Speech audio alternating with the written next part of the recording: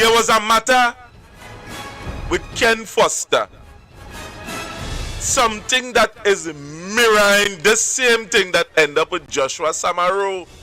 And the only reason why things like this would have persisted is that nobody is keeping a check on the police. I would have heard Roger Alexander would have said, why are you giving the PSA any rights to investigate and all them kind of thing? Because he know what he would have done in 2022 with the same incident, something that mirrors the same thing with the Ken Foster case. But before we go on,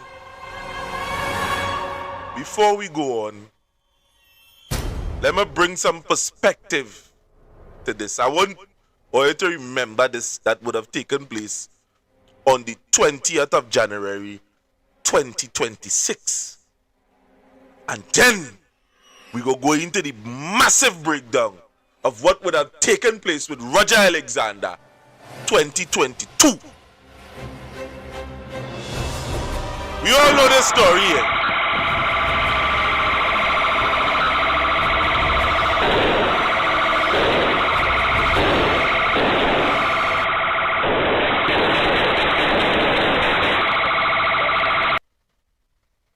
We all know that story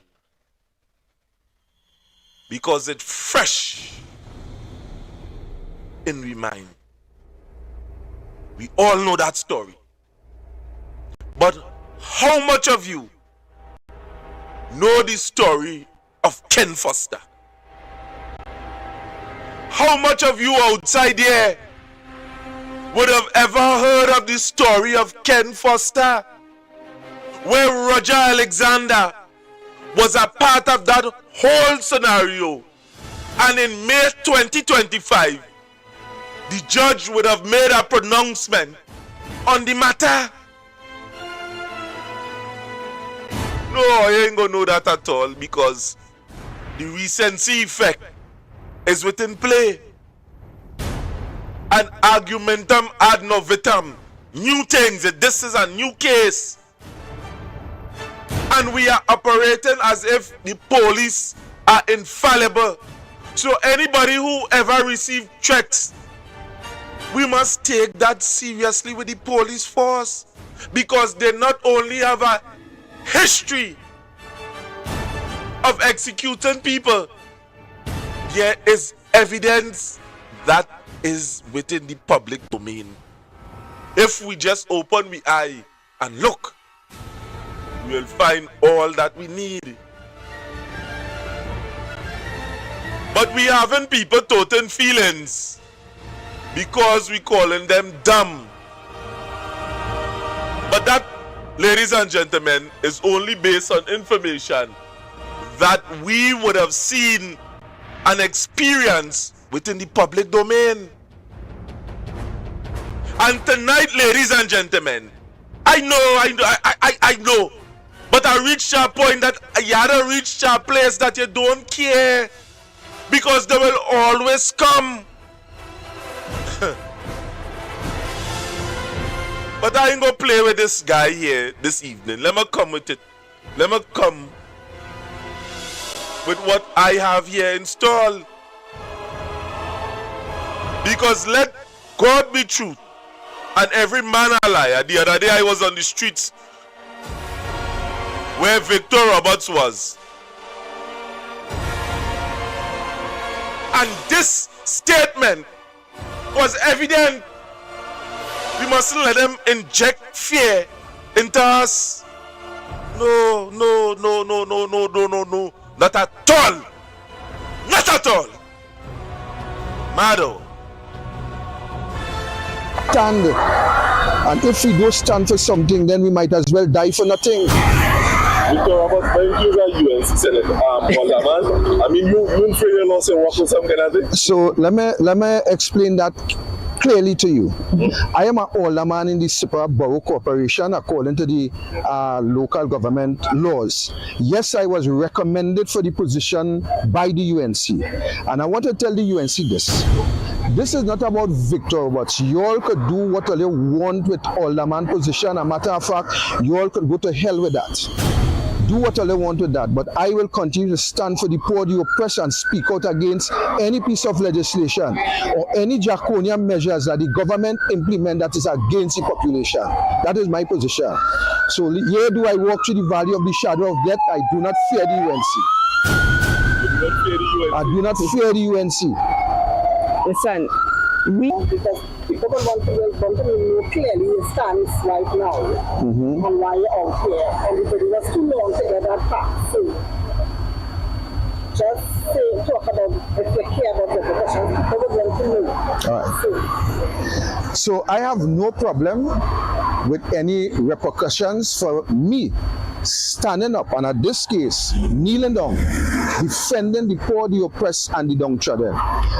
Whatever the UNC wants to do is a matter for them. I will do what I have to do in the defense of the poor, the oppressed, and the downtrodden in this country, and they can do what they want. No thanks, I'm good. Wait, is this a brain? Not bad.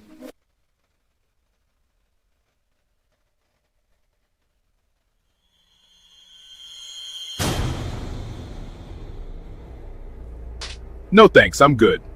Wait, is this a brain? Not bad.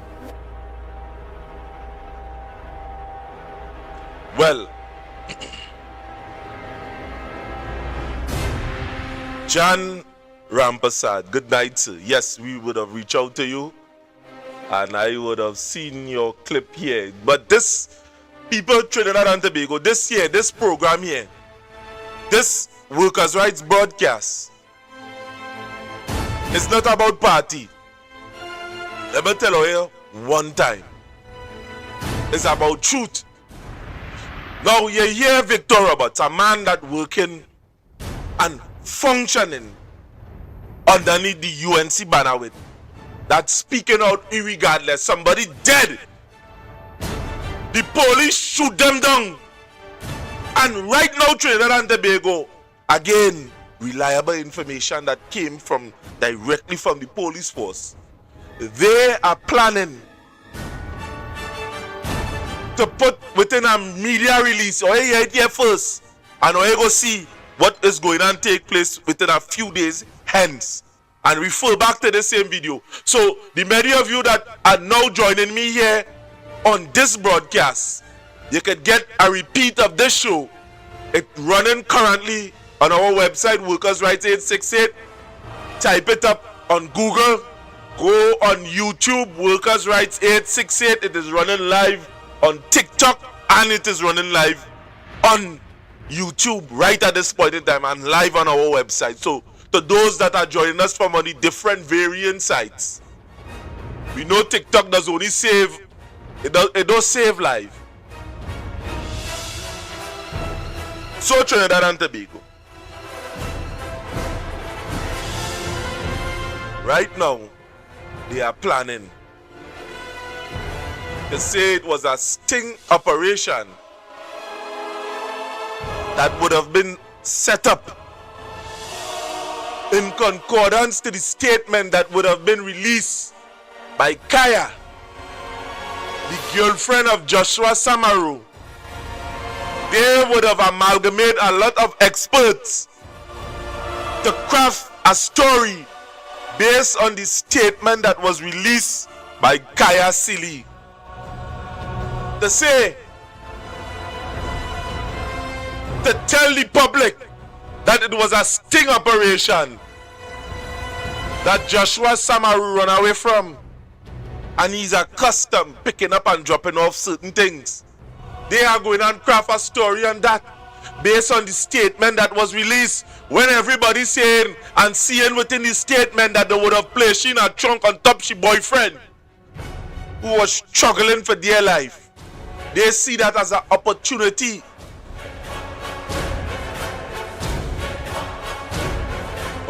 here first.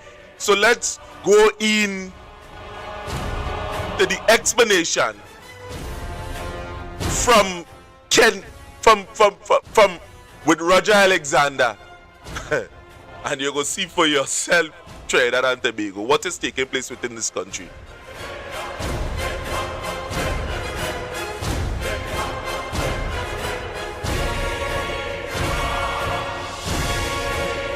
This is a situation where it's in 2018, November 30th, when the then government shut down Petrotrin.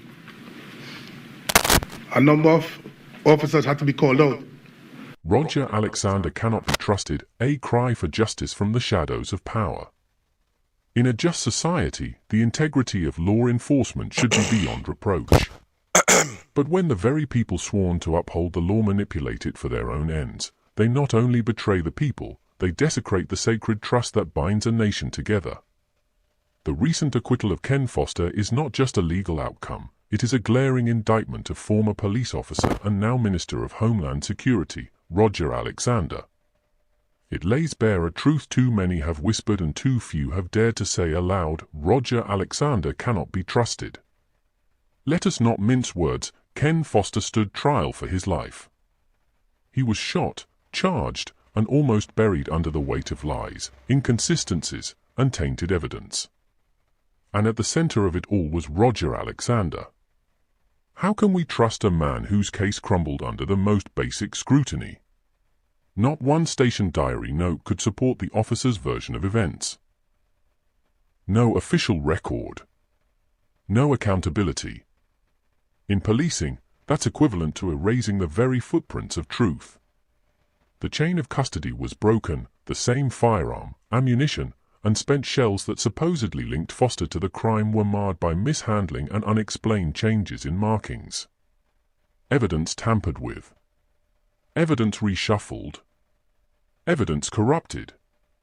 This isn't sloppy police work, this is sabotage. The judge himself, Justice Hayden St. Clair Douglas, was left in disbelief.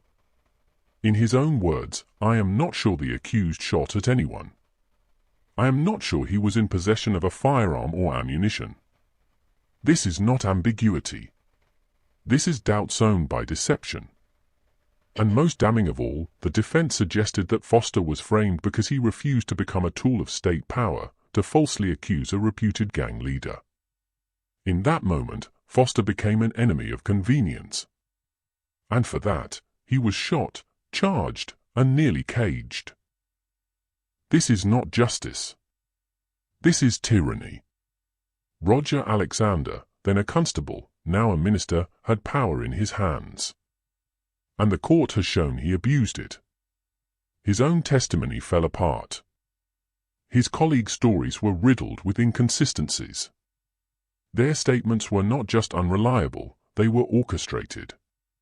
This is not a man we can trust to uphold national security. This is not a man who should hold the fate of any citizen in his hands. If he was willing to bend the truth to fit his narrative as a police officer, what will he do now, armed with even more authority? This isn't about politics. This is about human dignity. About the lives that can be destroyed when power goes unchecked.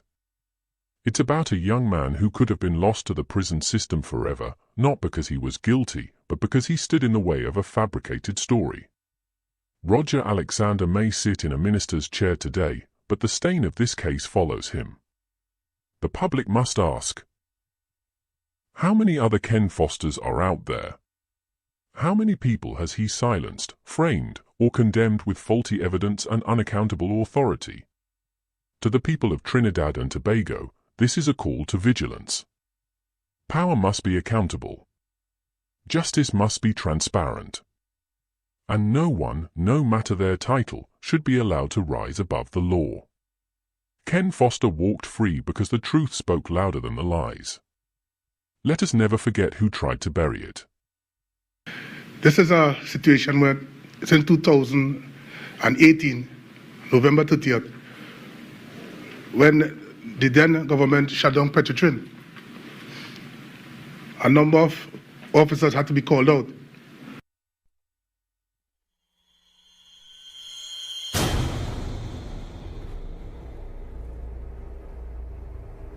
That is the minister of national security. There was an incident that would have occurred in 2022 with Ken Foster. This is well documented.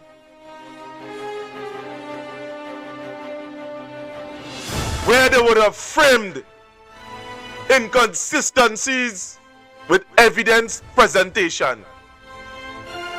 The learned judge would have ruled against the police force. Because back then, that case would have just came out in May 2025, just after the election, where it would have talked about the inconsistencies when Roger Alexander was in the police force.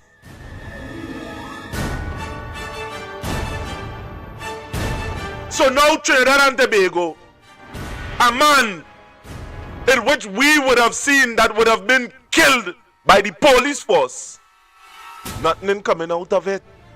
Because I scratch my back, I scratch your back, you scratch my back type of thing that taking place here in Trinidad. We ought to be afraid of the police force in this country. And when somebody is telling me, saying, Jeffrey, you know they're coming at you, that is how dangerous this is.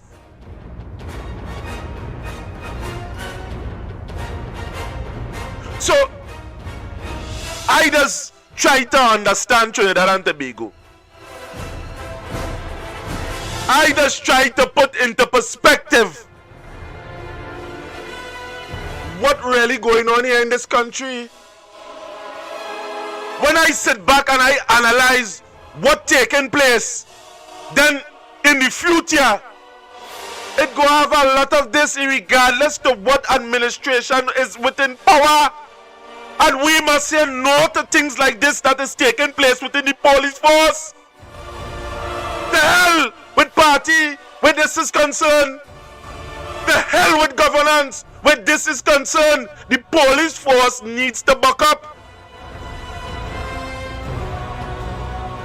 And that message must be sent through the police force. Because it doesn't, when it hit home, we go understand how serious this is, isn't it? When it reach on your doorstep, you will understand how serious this thing is. In that position, the position of Homeland Security, Roger Alexander have no business being the Minister of Homeland Security. And we must see it for what it is. Because if I decide, not I, because tonight we are going through this with a fine-teeth comb, because this same incident would have taken place unless the only thing that different, Joshua Samaru would have lost his life. Ken Foster didn't. For some strange reason, he only gets shot in the foot. And we are the same minister.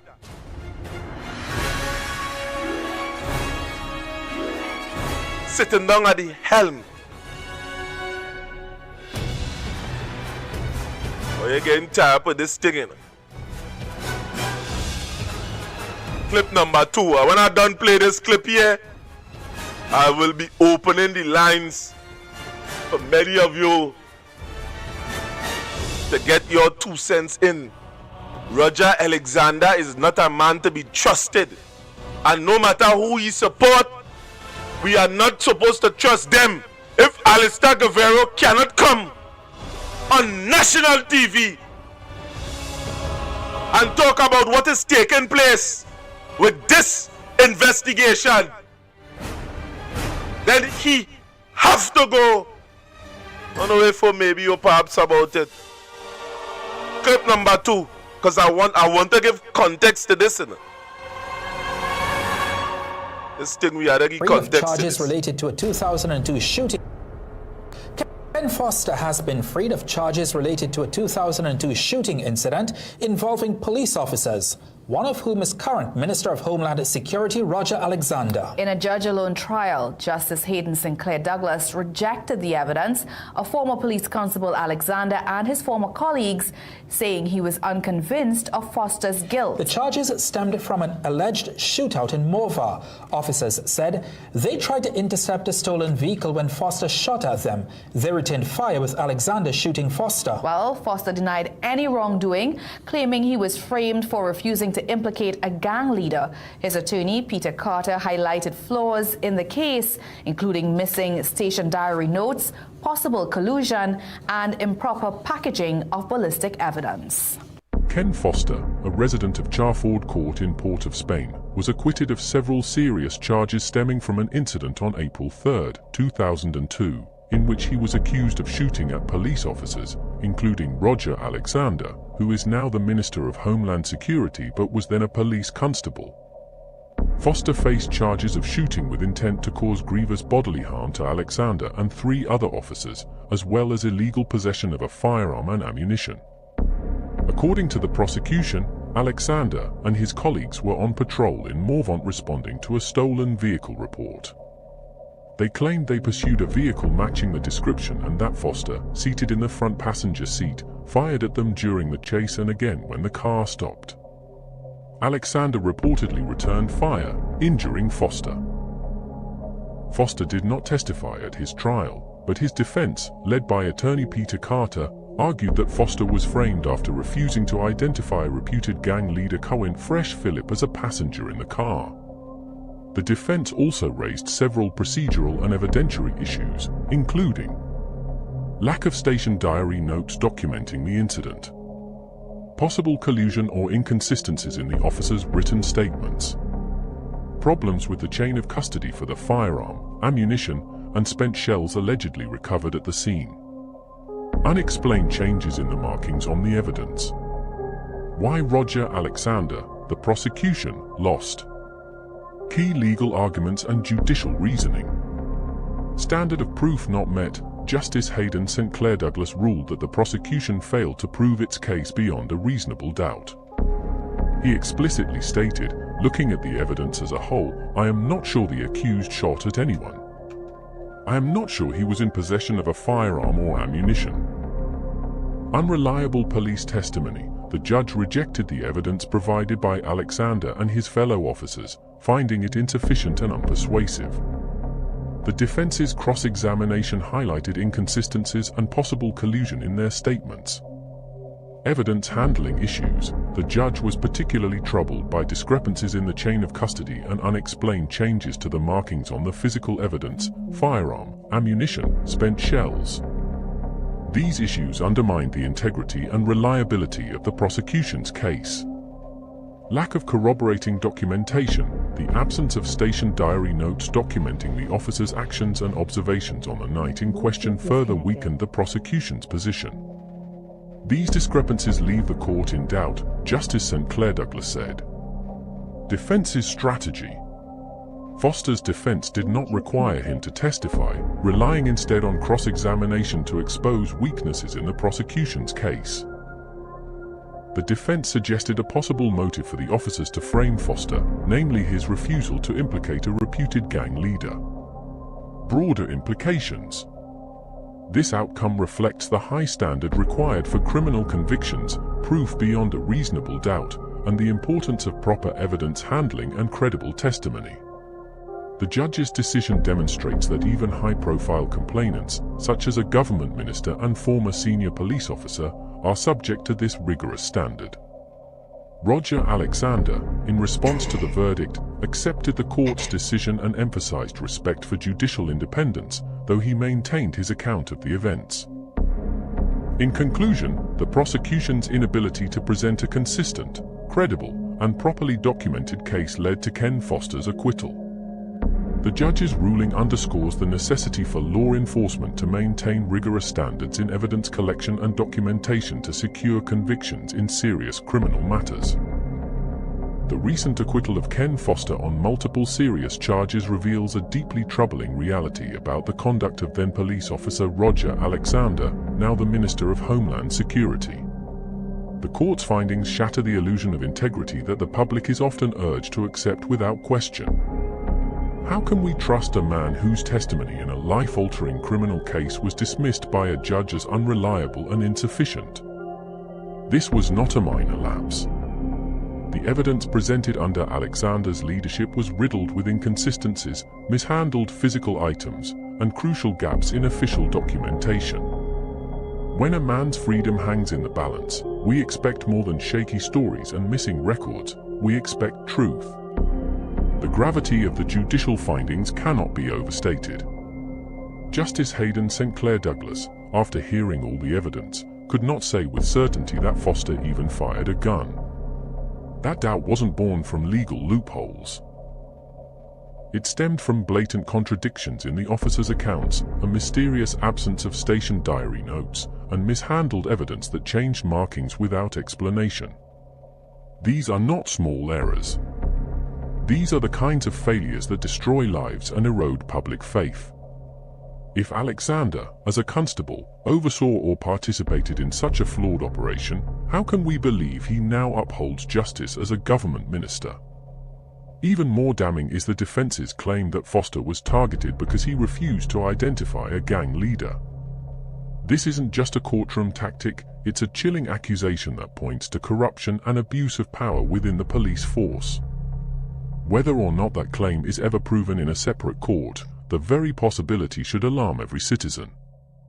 If our law enforcement is willing to frame a man to protect their own narratives or agendas, then justice becomes selective, not impartial.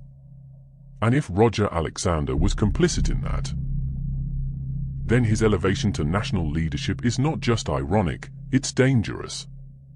This case lays bare a critical truth: authority does not equal honesty. A uniform or a ministerial title should not shield anyone from scrutiny. Roger Alexander's past actions, as exposed in this trial, are not just blemishes on his record, they are warning signs. Trust must be earned, and in this case, the court has shown us that his word alone is not enough. The people of Trinidad and Tobago deserve leaders who uphold justice, not those whose past conduct in the face of that very justice raises more questions than answers. Ken Foster has been freed of charges related to a 2002 shooting incident involving police officers, one of whom is current Minister of Homeland Security Roger Alexander. In a judge-alone trial, Justice Hayden St. Clair Douglas rejected the evidence of former police constable Alexander and his former colleagues, saying he was unconvinced of Foster's guilt. The charges stemmed from an alleged shootout in MELBA. Officers said they tried to intercept a stolen vehicle when Foster shot at them. They returned fire with Alexander shooting Foster. Well, Foster denied any wrongdoing, claiming he was framed for refusing to implicate a gang leader. His attorney, Peter Carter, highlighted flaws in the case, including missing station diary notes, possible collusion, and improper packaging of ballistic evidence.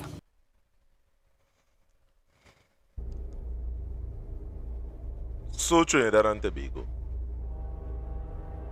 all these information is aired on this platform here. And it's easy to pinpoint as to the reason they want to come after me. And not only me, many others, because it's not I alone. There are Candace Edwards, there are people like Seth Bay, there are people like Kitty, that unapologetically speaking out against injustice that take place within Trinidad. And even Joshua, despite his stance for the UNC, I would have seen him outside there within the protests. And I hail him all the way. You see, we must stand up, regardless to what politicians tell we. Regardless to what they tell we, regardless to the divide that they're giving us or the place and say we different, we must stand up. Trinidad and Tobago, the numbers to call is 333-2176. You could call via WhatsApp, or you could join me here live on TikTok. So the lines is open. You see, we had to move away the blinders. And yes, Candace and Jason. Jason X. So the numbers to call is 333-2176. You could call normal phone call, and you could call on WhatsApp. You could make a WhatsApp call. You could reach out on TikTok itself, because people, we have to be brave. We have to be bold. We have to reach a point that they cannot put us within a corner and expect us to stay there with our hands on our lip. Fold your arms and put your hands on your lip. You feel this is school days over? We are fighting for our very lives. The lives of our children. The life that we are living presently. And the life of our fellow men. We must be brave. We must be bold. And we must be unapologetic with the truth. I ain't say go out there and be reckless. No, don't be reckless. Because they're coming. So to the many of you that are there, that are outside there on YouTube, on TikTok, and are currently viewing on our website, make your contribution here tonight. Workers' Rights 868, join me here live here tonight.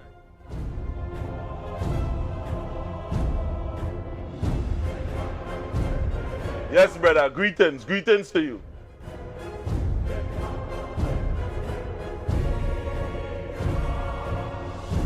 Remember, the lines is open. Get your contribution inside. People, this is not a game, because there are demonstrations that we are going to keep here throughout Trinidad and Tobago. And we can't say it here, we know the listening. So we have to talk in secret.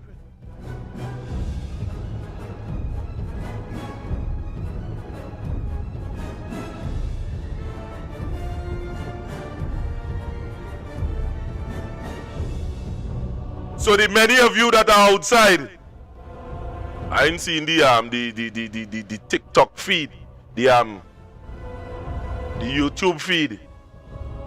I can't respond to all here within the chats within YouTube. You could make your contribution here live here tonight. You could call, you could WhatsApp, you could send a voice note and all. The night is the night. We must remove fear from our hearts. Not only them alone have a voice, we have a voice too.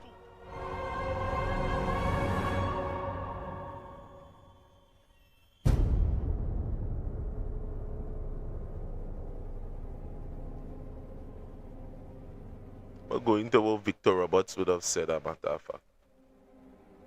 Watch what they do this boy now, boy.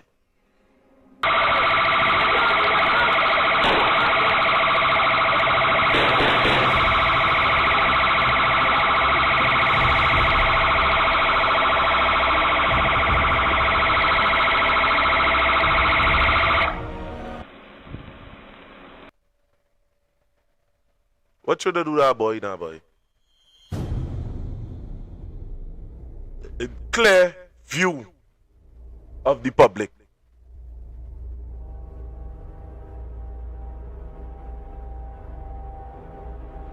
That brother saying he won back Trinidad and Tobago. He won back Trinidad and Tobago. Trying to see if we could pull you up. Something sovereign soul. Yeah. Everybody were back Trinidad and Tobago.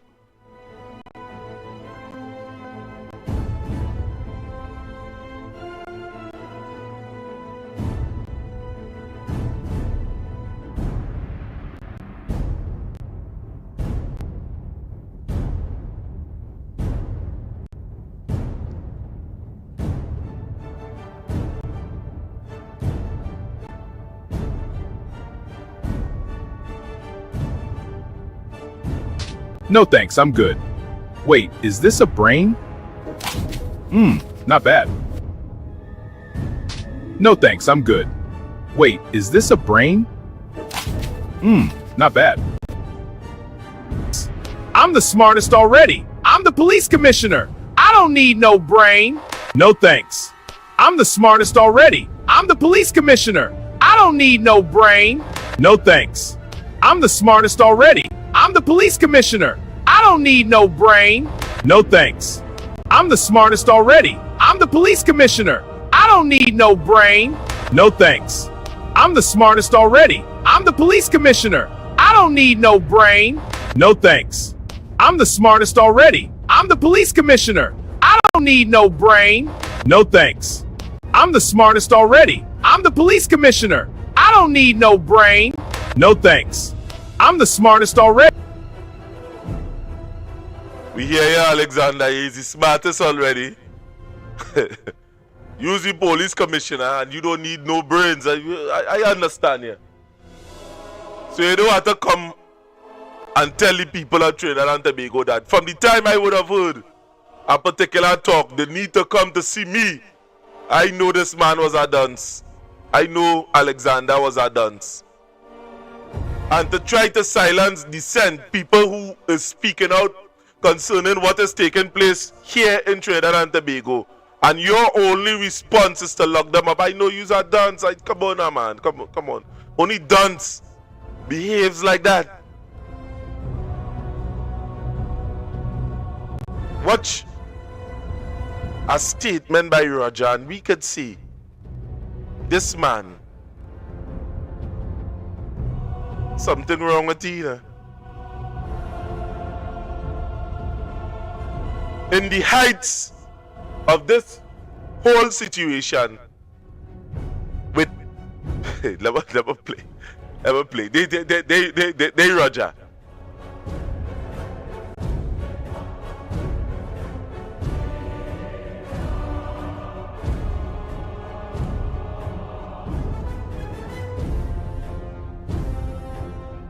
ING, hush. What that type of breeding? Like that. ING, hush. What that type of breeding? Like that. ING, hush. What that type of breeding? Like that. That Roger Alexander behavior on a consistent level. And you see, you know what bothered me about it? Anytime somebody decides to make a comment on it, here was some people saying, boy, why you fighting on a black brother? This has nothing to do with fighting on black brother. This are all to do with talking the truth.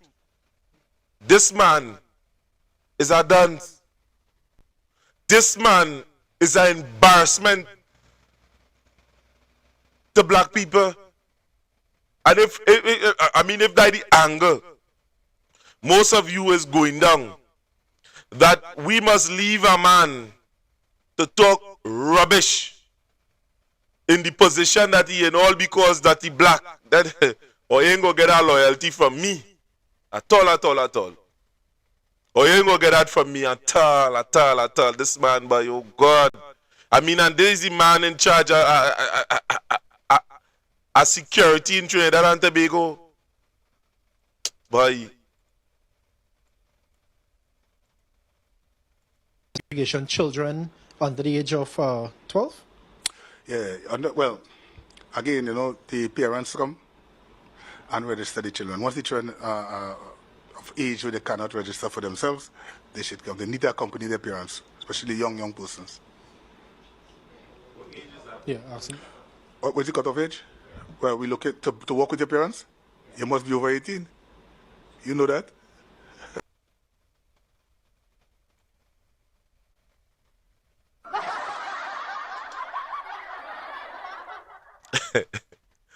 And the most doty smile that I ever see. You must be over.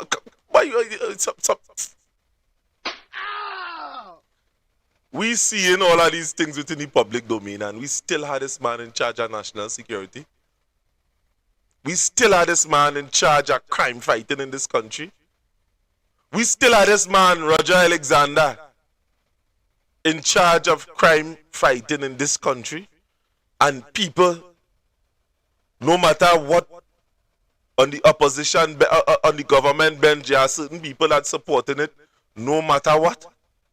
If we break down every statement from Roger Alexander,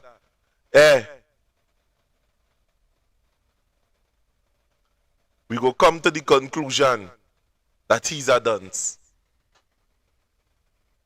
I wouldn't himself have to play anything for you again concerning he. Everybody go know he's a dunce. And the thing about it is this. You know, the man actually at one point in time tried to explain it.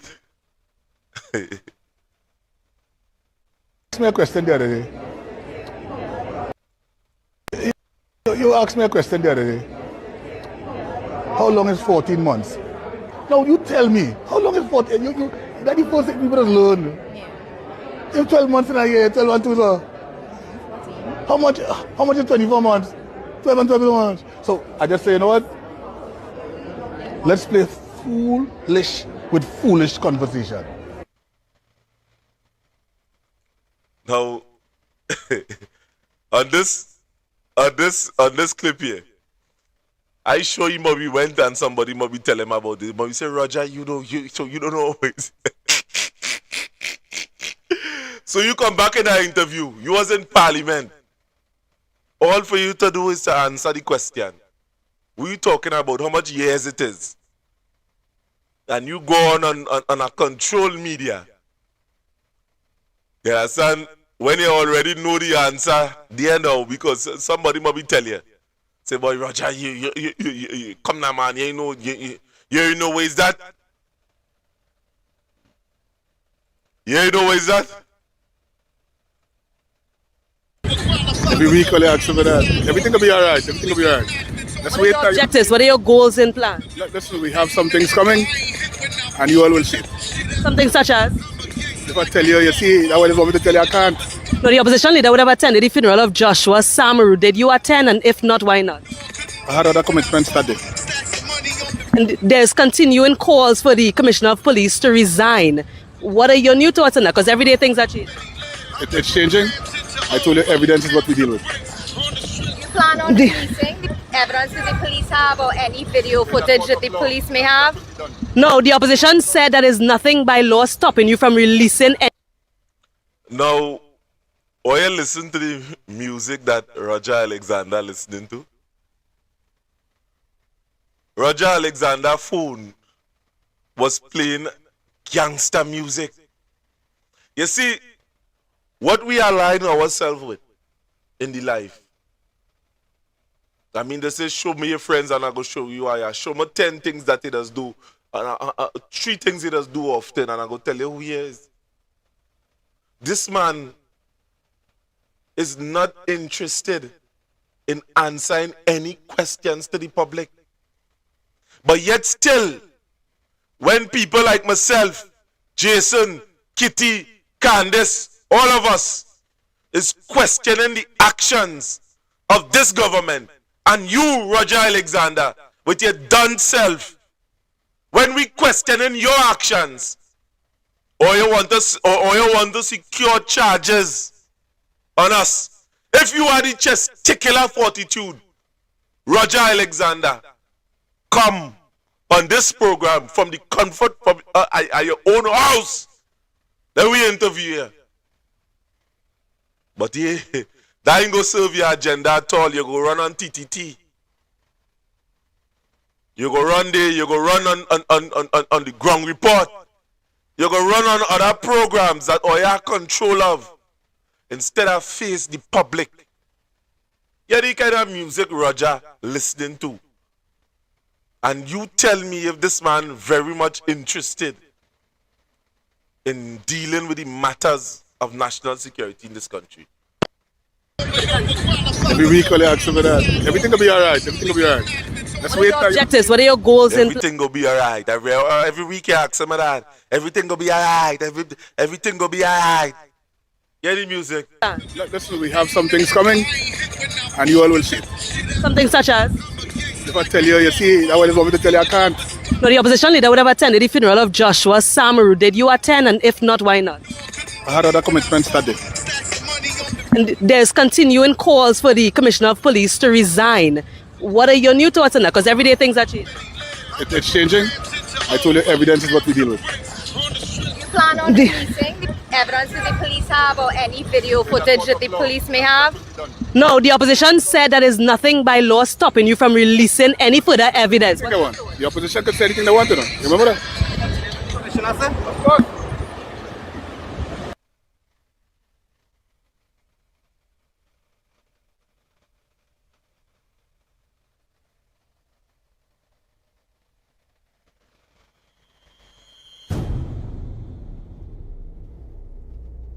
When I thought this man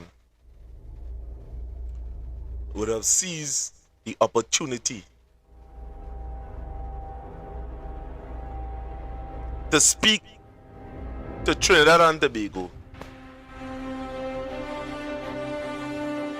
concerning what is taking place with the case with Joshua Samaru. This man, Roger Alexander, continue to be cocky, continue to be haughty, and give answers that we could do nothing with. And here it is, we have this man at the helm because the strongest set of voices in this country is that of black people.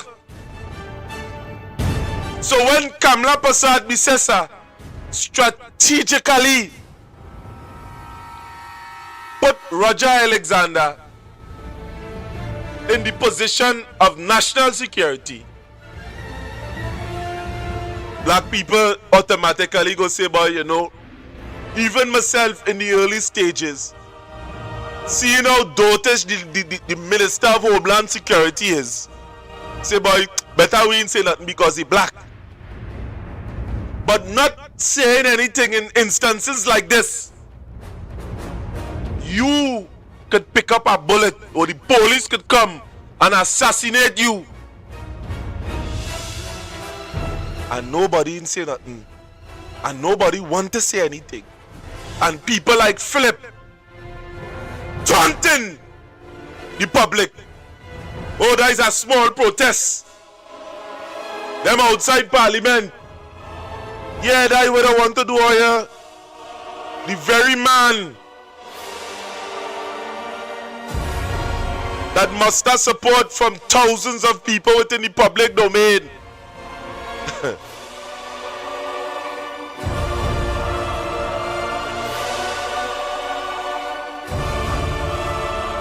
Yeah, it is. Yeah, what he had to say.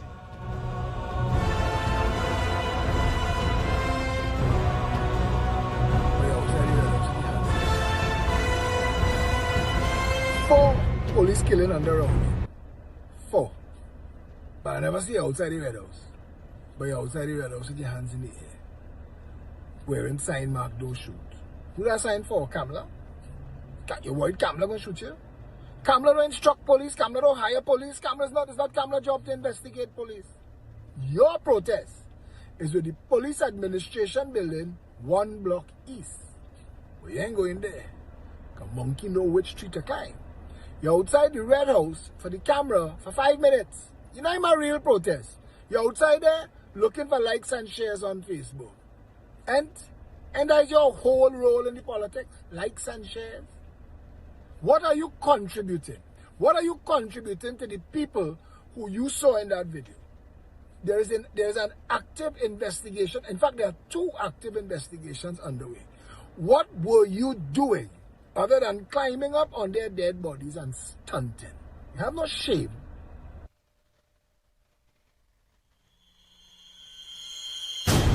I'm Philip Alexander that operates under the instructions of Kamla Persad Bissessa. And when the public speak out against it, she said that minister operate all on his own, without any retribution whatsoever, without any reprimanding whatsoever. He operate all on his own. And in the midst of this whole thing here, social media, our social media bigger than their social media, and the public getting the information. That's why nobody turning out for this stupid protest. Because he continues. I don't agree with that. But I'm telling you, on social media, our social media bigger than their social media, and the public getting the information. That's why nobody turning out for this stupid protest. Because he continues. I don't agree with that.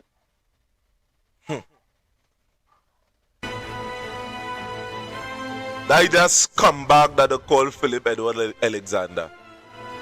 And the reason, you see, when we give a man an inch and he take a mile, that is where it is getting. Because at the end of the day, thousands of people,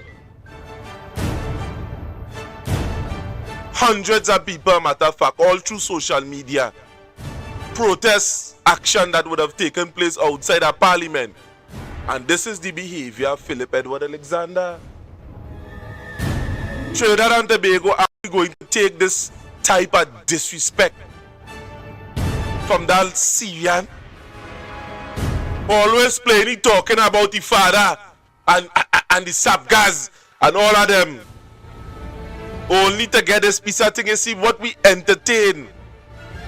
You see what we entertain in social media is what we allow. Watch what and I played it side by side for you to see. I wait to see this thing side by side.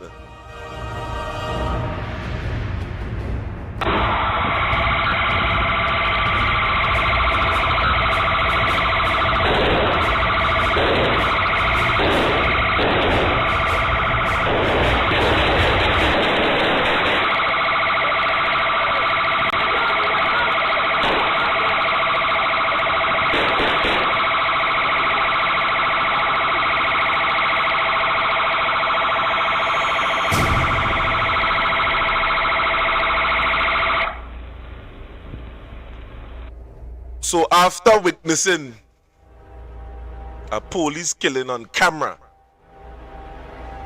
Philip Edward Alexander would have called into a radio program taunting the citizens of Trinidad and Tobago, knowing very well the agenda of his government and operating underneath the auspices of Kamla Persad Bissessa, take to social media and spit in the faces of these grieving citizens and them. Spit in their faces. That nasty dog, Philip Alexander. That is what he do. He come on social media, give him out liberty. But I'm telling you, on social media, our social media bigger than their social media, and the public getting the information. That's why nobody turning out for this stupid protest. Because he continues. I don't agree with that.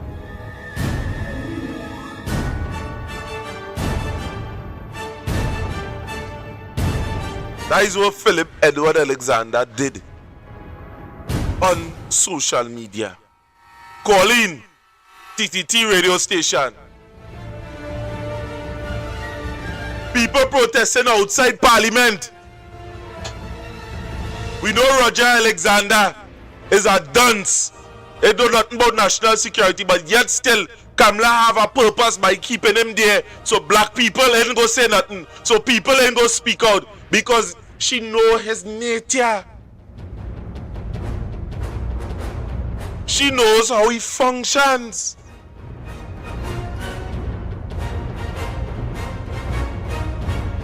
All the ministers and them is just after salary.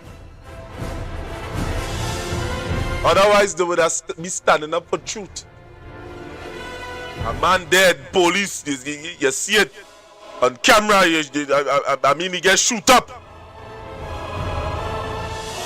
And nothing come out of it, but we playing the fool, yes? According to what Victor Roberts would have said, I fear no UNC. None. None whatsoever.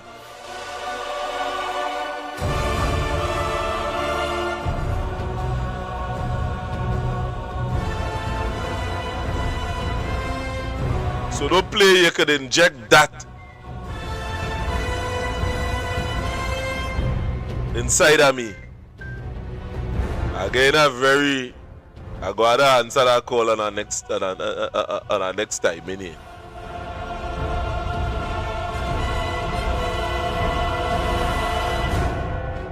Tobago to take a stand, and if we don't stand to something, then we might as well die for nothing. Victor Roberts, when you are UNC Senate, I mean, you free your law and work with some kind of thing. So let me explain that clearly to you.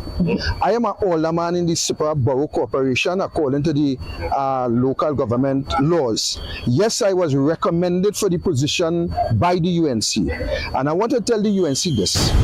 This is not about Victor Roberts. You all could do what you want with alderman position. A matter of fact, you all could go to hell with that. Do what you want with that, but I will continue to stand for the poor, the oppressed, and speak out against any piece of legislation or any draconian measures that the government implement that is against the population. That is my position. So here do I walk through the valley of the shadow of death. I do not fear the UNC. I do not fear the UNC. Listen, because the people want to know clearly your stance right now and why you're out here. Everybody was too long to get that back. So just talk about if you care about the profession, people want to know. All right. So I have no problem with any repercussions for me standing up, and at this case, kneeling down, defending the poor, the oppressed, and the downtrodden. Whatever the UNC wants to do is a matter for them. I will do what I have to do in the defense of the poor, the oppressed, and the downtrodden in this country, and they can do what they want.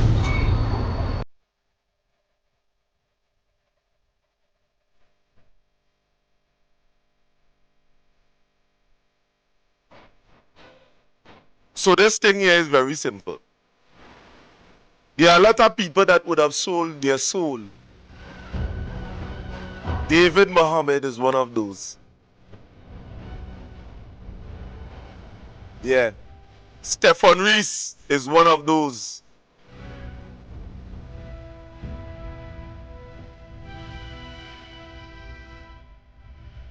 Hey. Philip Edward Alexander is one of those.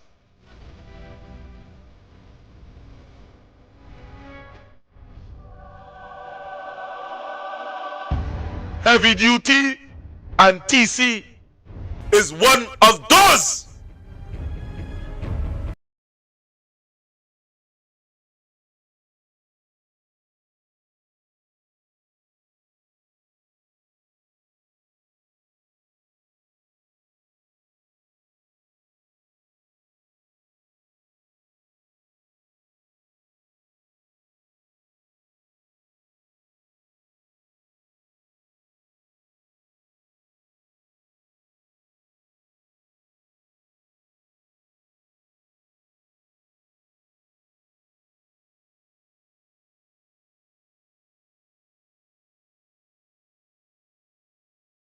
Sell the soul.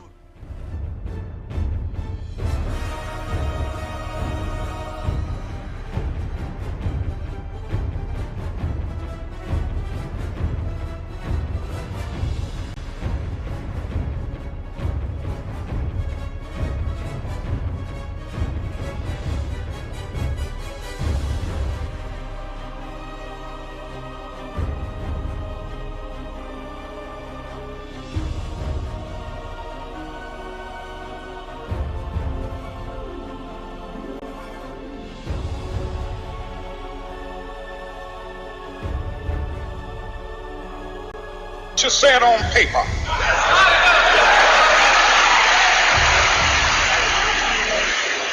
If I lived in China or even Russia or any totalitarian country, maybe I could understand some of these illegal injunctions. Maybe I could understand the denial of certain basic First Amendment privileges because they haven't committed themselves to that over that. But somewhere I read of the freedom of assembly. Somewhere I read of the freedom of speech. Somewhere I read of the freedom of press. Somewhere I read that the greatness of America is the right to protest far right.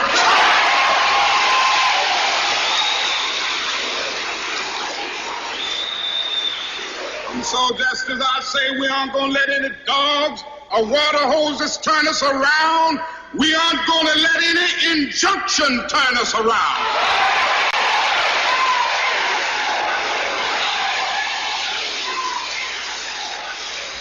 Well, I don't know what will happen now. We've got some difficult days ahead. But it really doesn't matter with me now because I've been to the mountaintop. I don't mind. Like anybody, I would like to live a long life. Longevity has its place. But I'm not concerned about that now. I just want to do God's will.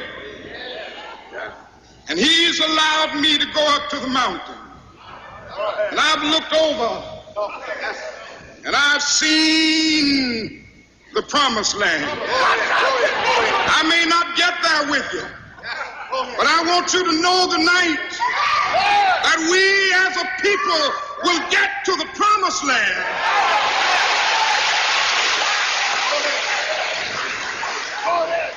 So I'm happy tonight. I'm not worried about anything. I'm not fearing any man. Mine eyes have seen the glory of the coming of the Lord.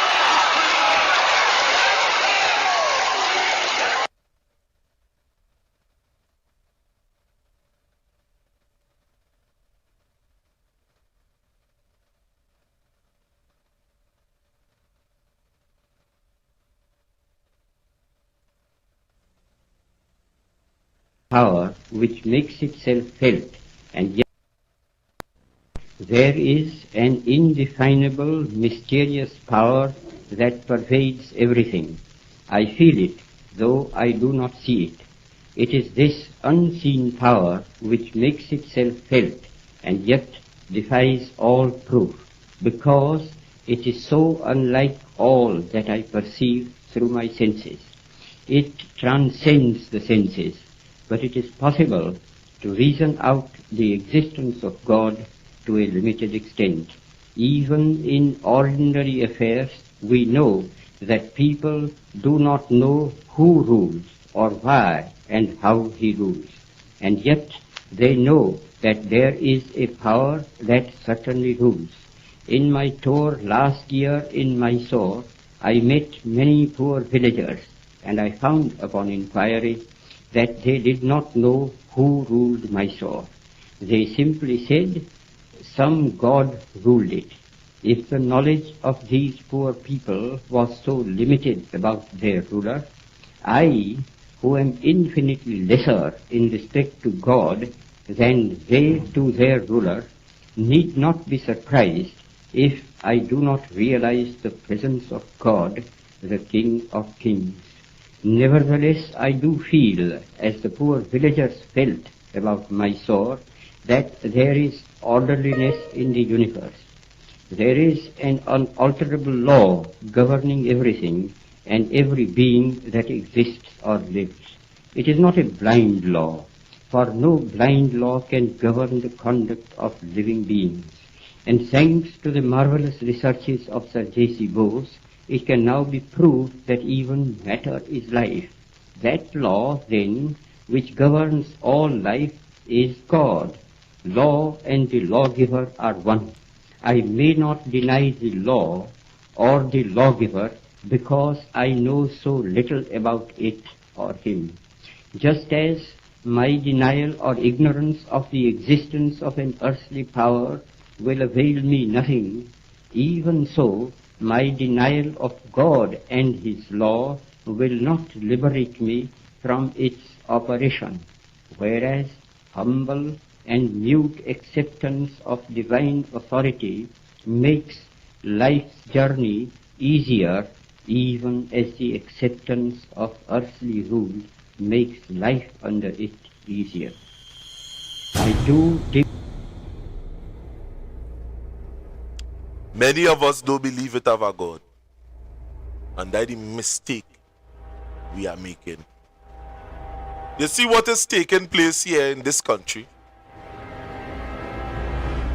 It's so ungodly. It's a shame. And the archetypes, Mahatma Gandhi and Martin Luther King Jr. was fighting for the freedoms that we have here today. And nobody, the speech that Martin Luther King would have said, the last speech he have seen the mountaintops, and that would have talked about when God would have carried Moses to the top and show him the promised land, but he didn't enter. As a little boy, that would have touched my very heart and soul when I would have seen that. It's a very old clip. Mahatma Gandhi would have been talking about divine rule, order.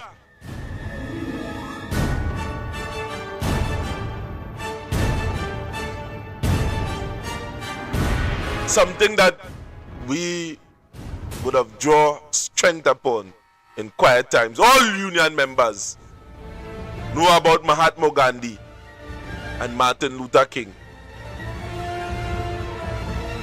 And as long as we continue to let the politics separate us, we aren't going to reach anywhere within this country.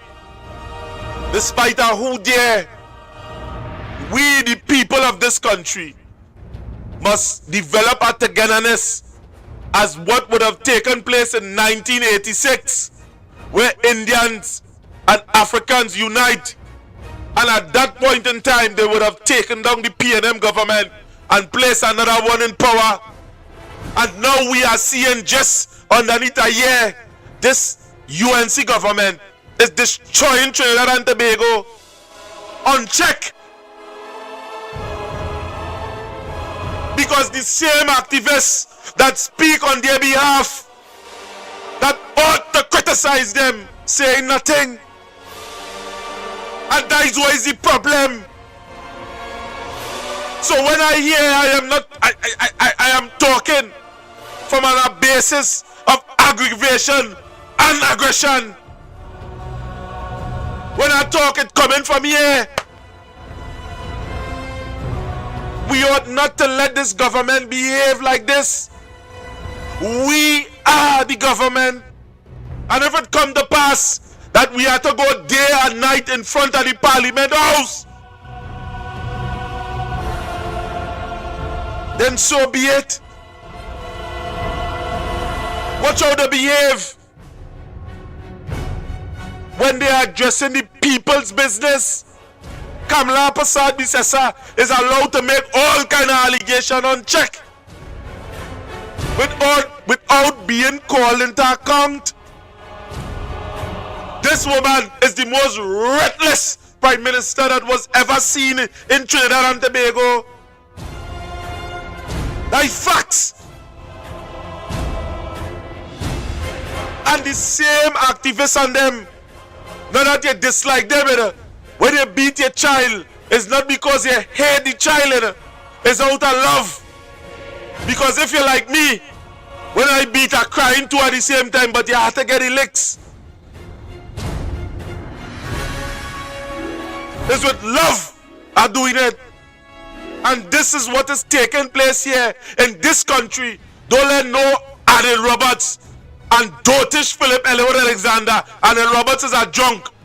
And Philip abandoned everybody in the party for a position, a senator position. I hope you can carry that to a grave, Philip.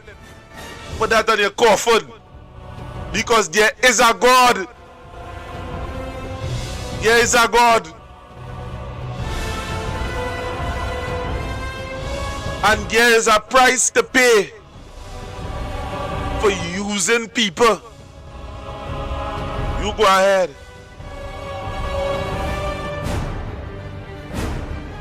The government of Trinidad and Tobago is on check. And I ain't asking you to go against no party, but to put them in check. All I need is 5,000 people. And let me go outside the Red House. Day and night. Day and night.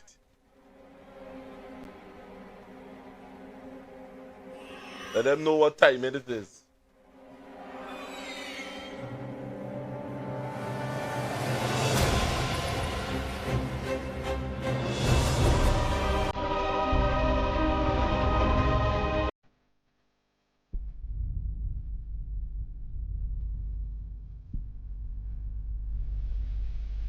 I'm sorry. But I don't want to be an emperor. That's not my business. I don't want to rule or conquer anyone. I should like to help everyone if possible. Jew, Gentile, black man, white. We all want to help one another. Human beings are like that. We want to live by each other's happiness, not by each other's misery. We don't want to hate and despise one another. In this world there's room for everyone, and the good earth is rich and can provide for everyone. The way of life can be free and beautiful, but we have lost the way.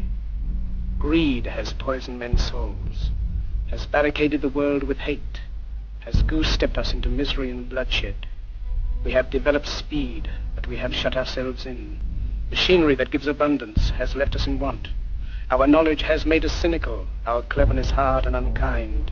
We think too much, feel too little. More than machinery, we need humanity. More than cleverness, we need kindness and gentleness. Without these qualities, life will be violent, and all will be lost. The aeroplane and the radio have brought us closer together. The very nature of these inventions cries out for goodness in men, cries out for universal brotherhood, for the unity of us all. Even now, my voice is reaching millions throughout the world. Millions of despairing men, women, and little children, victims of a system that makes men torture and imprison innocent people. To those who can hear me, I say, do not despair. The misery that is now upon us is but the passing of greed, the bitterness of men who fear the way of human progress. The hate of men will pass, and dictators die, and the power they took from the people will return to the people. And so long as men die, liberty will never perish. Soldiers, don't give yourselves to brutes, men who despise you, enslave you, who regiment your lives, tell you what to do, what to think, or what to feel, who drill you, diet you, treat you like cattle, use you as cannon fodder. Don't give yourselves to these unnatural men, machine men with machine minds and machine hearts. You are not machines, you are not cattle, you are men. You have the love of humanity in your hearts. You don't hate, only the unloved hate, the unloved and the unnatural. Soldiers, don't fight for slavery, fight for liberty. In the 17th chapter of St. Luke it is written, the kingdom of God is within man, not one man nor a group of men, but in all men, in you. You, the people, have the power to create machines, the power to create happiness. You, the people, have the power to make this life free and beautiful, to make this life a wonderful adventure. Then in the name of democracy, let us use that power. Let us all unite. Let us fight for a new world, a decent world, that will give men a chance to work, that will give youth a future and old age a security. By the promise of these things, brutes have risen to power, but they lie. They do not fulfill that promise. They never will. Dictators free themselves, but they enslave the people. Now let us fight to fulfill that promise. Let us fight to free the world, to do away with national barriers, to do away with greed, with hate and intolerance. Let us fight for a world of reason, a world where science and progress will lead to all men's happiness. Soldiers, in the name of democracy, let us all unite!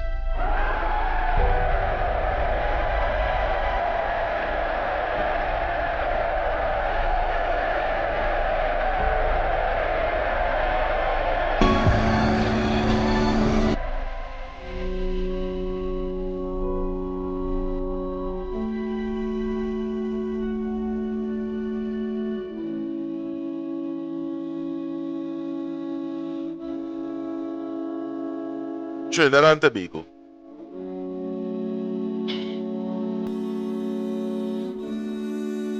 see, at the end of the day, it can't be that we come here and pour out all of this and you remain in the background frightened. It didn't make no sense that we come here and we give it our all and you remain in the back frightened, ain't saying anything and just listening. The people that I am seeing on this live here, there are faces behind it. There are people that went through hurt unimaginable. And we ain't asking for money, you know. Nah, not yet. Money is a tool. What we are asking for is your support. Show some love. Click the thumbs up button. As I say, the numbers are there on the screen. You would have went through a situation. You would have went through something in this life. Some of you are hearing this and don't know how. Reach out. That is my personal number likewise. So you could call that number even when the program is off, in which we could have discussions. We need all hands on deck if we are to bring back this country into alignment. We need all hands on deck. There are things that we cannot say here, or you have to understand the legalities within this whole matter.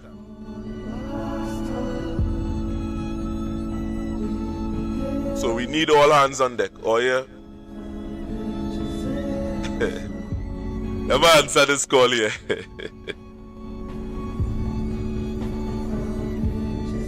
Yeah, good afternoon, sir. General? Yeah, what's going on? Hello? Yes, good evening. Hello? Yes, good evening. Hello? Yeah, I hear you. And I told me anybody.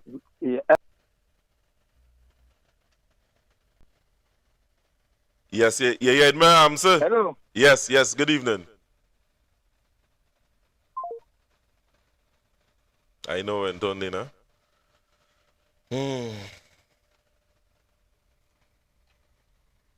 But tell her what's going on.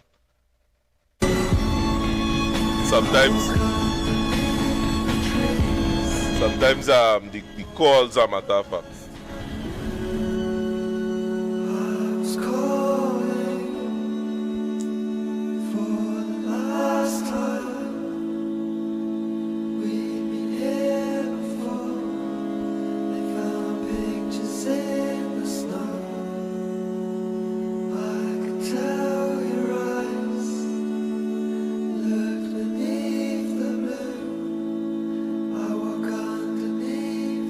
We get our call there, boy.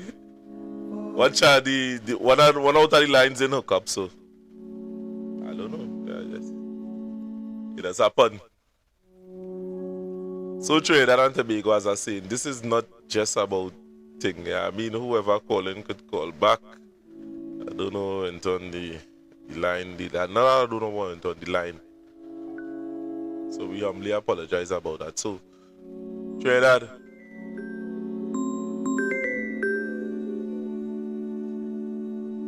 Good evening.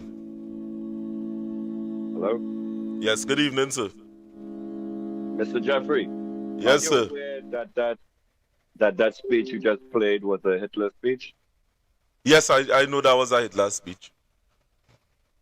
Okay. So the reason why I called in is because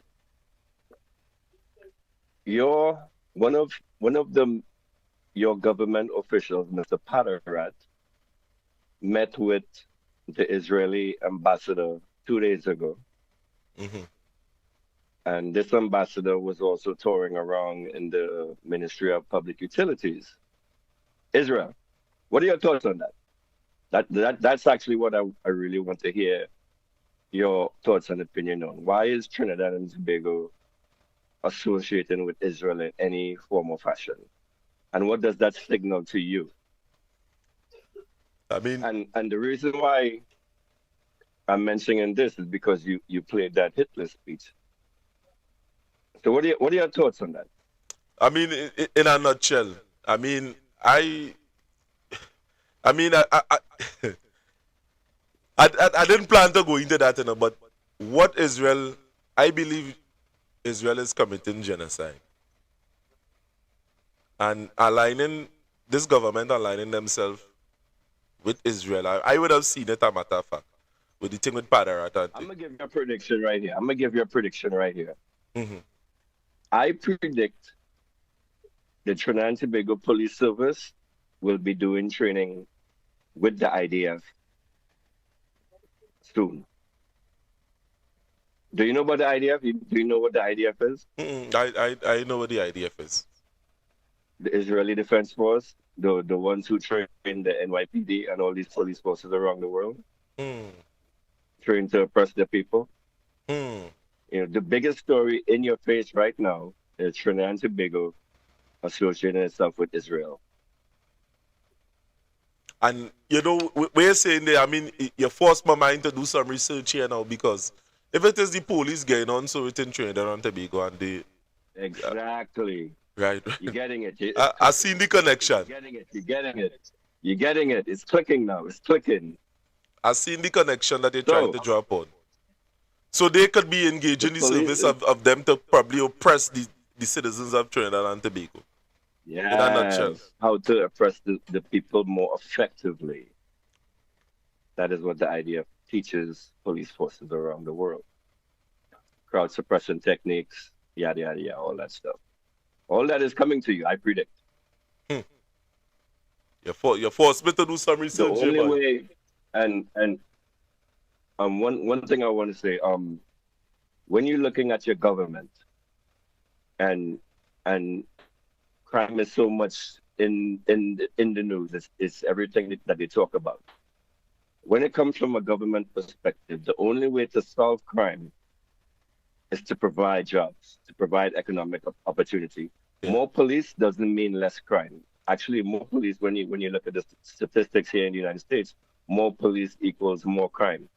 If you want to solve the crime problem in the country, you have to provide economic opportunity. And so far, this government has taken no steps whatsoever in bringing opportunities into Trinidad and Tobago. So you should be looking now, if they're not doing this, the next step, the next thought in their heads will be, how do we suppress the people? Right? You see, so you have I mean, solving crime don't only mean law enforcement. I mean, what caused the crime in the first place? What pushed the man? Look at the police in China. Look at the police in China. They walk around with guns, and their mission is basically to help people. Why doesn't China have a massive crime problem like the United States? Because they provide economic opportunity for their people. So they don't need a great big evil police force. They have no guns in China. So why is it in the Western nations, the capitalist nations, that you have police walking around with guns, killing people, suppressing people, and all this stuff? And to bring me back to the Joshua Shamaru case, it doesn't matter if Joshua and his girlfriend was like a Bonnie and Clyde. It doesn't matter what they were doing before. At the end, when they crashed that car into the fence, Joshua became like the car. In my opinion, the car is not a threat to you anymore. So you can't use the car as a weapon. The first thing he did was put his hands out the window. It doesn't matter what he did before that, regardless if it was a sting, if he was a criminal. He had his hands out of the window, and that is the only thing you should be focusing on. He surrendered. And at that point, the police should have taken him into custody and case closed. But something else happened here. and you have the police acting in this way, like this, like they don't care about human life. And now all of a sudden, it like to me, like I'm looking at this stuff, and now all of a sudden Israel is in the country dealing with the worst, the most evil person in Trinidad government, Mr. Padarat. Did you see the picture I sent you with the two of them smiling and shaking hands together? Yeah. I remember it exactly. I remember it. That is evil. That is evil entering Trinidad and Tobago, and that, to me, in my opinion, should be the most important topic right now. If you're focused on the PNM and making the PNM look good, this is something that you should be focusing on. The evil that is being brought into the country. Look up and the Malcolm X, the Martin Luther King video you played. You should do some research into him, and also Gandhi. I know we were programmed as kids to admire these figures, but I encourage you to do some more research into MLK and his role into suppressing the people, into suppressing blacks and to keeping blacks all nice and calm. Well, I would have done extensive research on both figures, and MLK was CIA all the way. Well, I between me and you, I was really disappointed in when I would read the biography of Martin Luther King. And I didn't want to go and polarize Gandhi the same way. You understand? I was disappointed when I did go into the biography of Gandhi and Matafa. You see, they were preaching something.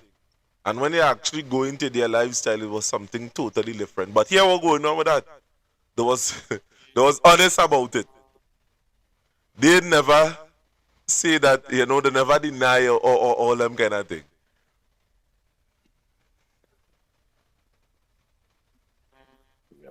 Anyway, yes, Sidika, the police state is coming to Trinidad. That is what is coming. You're gonna see a more efficient and deadly police force coming out. And the protest you did, I applaud you on it. But the next one you do like some planning behind it. You need to have signs. You need to have a media campaign and all of this stuff. I applaud you on it. It was for a first time, a good effort. But next time, do some preparation, and it'll be much more successful. Well, thank you very much. Next time you might get your gas next time. Well, thank you very much for that. That, in my opinion, because when you have tear gas in your eye, that is a successful protest. No, well, I mean, I'm glad for what you say, because at the same time, I had to be very careful, because them police and them, me go like that tell you, see they try to kill Joshua Samaru. You see they try to kill Joshua Samaru, so death, going and protest. And more will die. Yeah. More will die. And I predict maybe a protester might die. This is what needs to be done to spark up the people, to wake up the people. Then you have to put yourself in harm's way. You're also lucky I'm not in Trinidad, boy. You're real lucky. Where would I do? Yeah, but Slimy, before you go, he's a man in the background these days, but he's a man used to run programs. You understand? You just feed off. You know why that is, but let's not talk about that. Let's not talk about that. But you know why that is. All right. I was reading about the 1972 protest that happened in Trinidad. Mm-hmm. The crushed protest, I must say, the failed protest, right? And one of the techniques that they were using at those protests, they would actually protest in front of the MPs' houses. That is something that we should look at to be doing in the future also. Like when you're a servant of the public, you're supposed to serve the public. And when the public is angry at you, then we should make our presence felt. And I see nothing. I see Trinidad going down. They're making all the wrong decisions, and it's time to turn things up to the next level. Okay. Yeah, well, I see that's very effective. We should be protesting in front of the MPs and them office and thing, to be quite honest.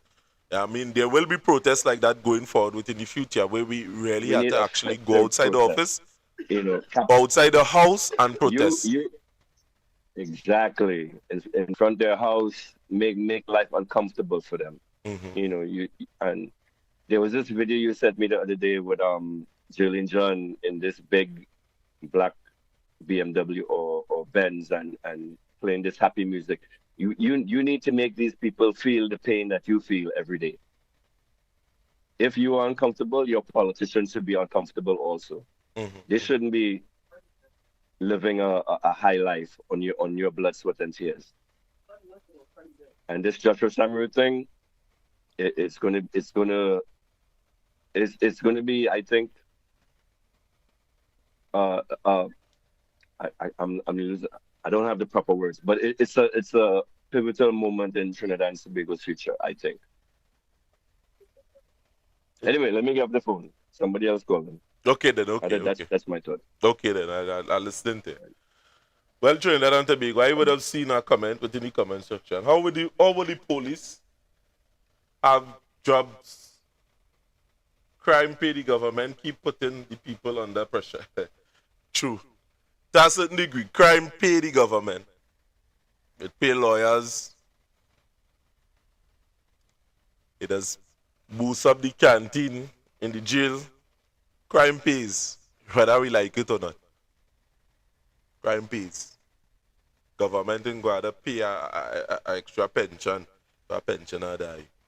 That is how serious it is. Crime pays. So, ladies and gentlemen, the lines are open. The lines are open. The lines are open. The numbers to call is right on the screen, 333-2176. Get your comments in. So to those that are on TikTok, request to join, and you can join in. Join in on TikTok. My name is Renaissance Jeffrey. This is what's taking place here. We need all hands on deck. Trust what I'm saying. We need all hands on deck. So the many of you that are outside there that are going through these problems, or you need to reach out. There are certain things that we cannot talk on the phone. Trust what I'm saying. Plenty of the things we can't talk on the phone. Talk on social media, matter of fact. There are things that we need to meet in person and have conversations on. Because the authorities are listening and they are going to try by any means possible to try to take down what is going on here. You see Bob Marley, they get rid of him. Martin Luther King, he was assassinated. John F. Kennedy, he was liberating people, they get rid of him. Julius Caesar, that would have brought the whole Senate together, they get rid of them. People who constantly stand up for people. People who have been unifying factors throughout history. They would have felt the brunt of the law. Because there is a lot of money to be made in a divided set of people. Take, for example, black people within Trinidad and Tobago. We are consumers. Very few of us within this country have groceries and supermarkets and these type of things. And we always have to be buying from other people and boosting up their pocket, boosting up their banks. Whilst we remain consumers and they teach us to be managers and manage all these things on them. At our demise, many of us, we went down in old age, not having anything.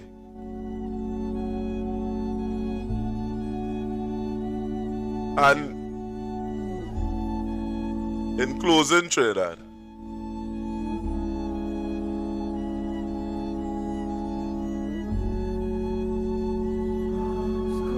Uriah Butler, at this point in time, he may be turning in his grave.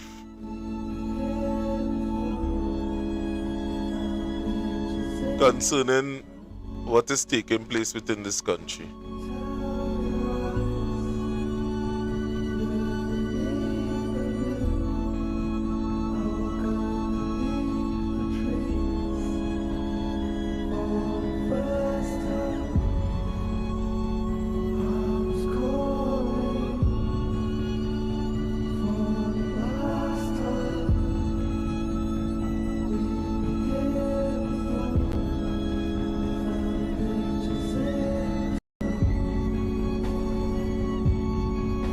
on the next show,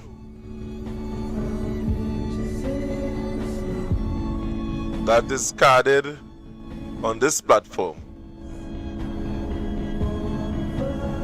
we are going to talk about this Sandy Grande affair.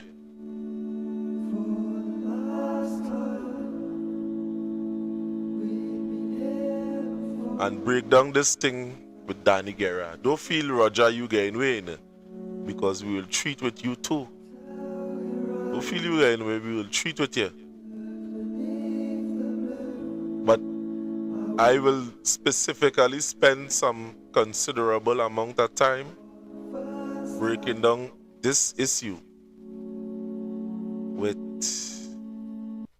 that would have taken place in Sandy Grande with Guerra.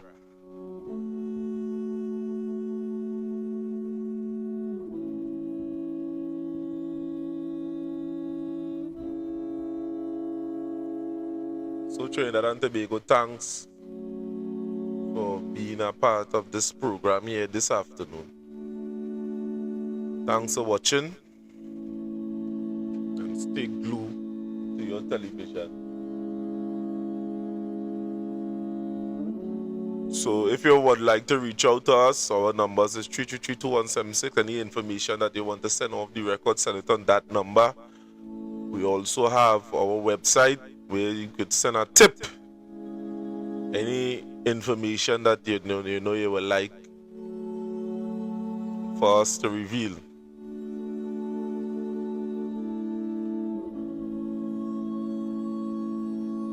And in closing, I would like to tell you to join us on Workers' Rights 868, YouTube, Facebook, and TikTok, and the Slimy Show on YouTube. Thanks for watching.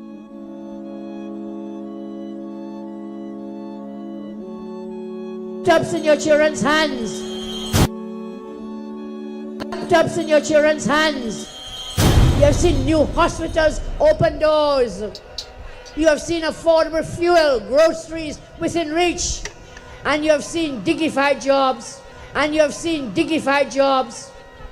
You have seen what happens with a caring UNC government and a coalition. Today, I tell you, vote for no property tax. Vote for low food prices, fuel prices.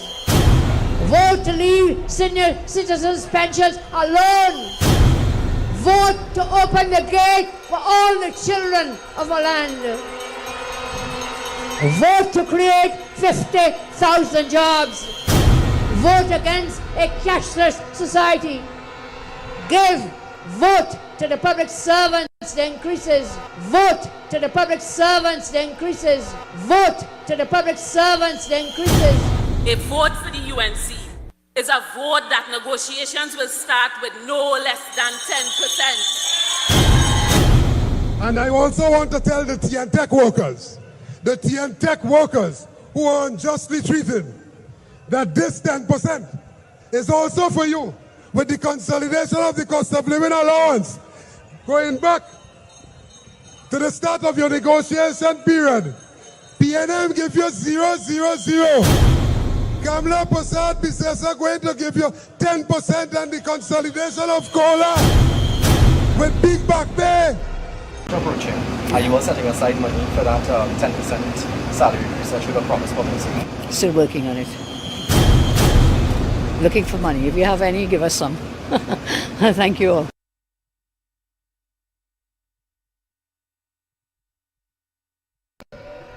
It's for the people who worked hard to get qualified, but still sit at home, depressed, because he or she cannot get a job. For a party that has had in its manifesto for quite some time that one of the things you'll want to work on is creating a wider job market and getting jobs for younger people, you all are not doing a very good job.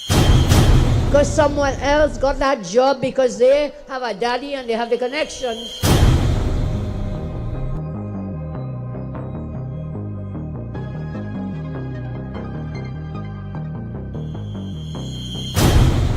Election day is for the mother walking the aisles of the grocery store with her children and with a pen and a pencil or a calculator in her hand because the food prices keep rising and she has to keep a tab on what she can buy. When a child picks up a snack, that mother must not have to tell that child, put it back, because she cannot afford it. Everybody deserves an equal chance. Former CPAC workers say they remain in limbo following the termination of over 300 contracts due to alleged irregularities. And while they support an audit, they wanted to know when they will be rehired. Everybody deserves an equal chance. Landlord coming by the door. Landlord knocking on your door. You can't afford to pay rent. They put in all your stuff at the side of the road. That is embarrassment. As you now said, the pending investigation, we will get rehired. We can't say, landlord, we're going to get rehired. You could wait a month or 2 or 3. How long is that? Election day is for the mother walking the aisles of the grocery store with her children and with a pen and a pencil or a calculator in her hand. Former CPAC workers say they remain in limbo following the termination of over 300 contracts. So Trinidad and Tobago, as we would have said, join us here on this platform from time to time, and we are going to give you updates, views that no other media house has given you in Trinidad and Tobago. With that,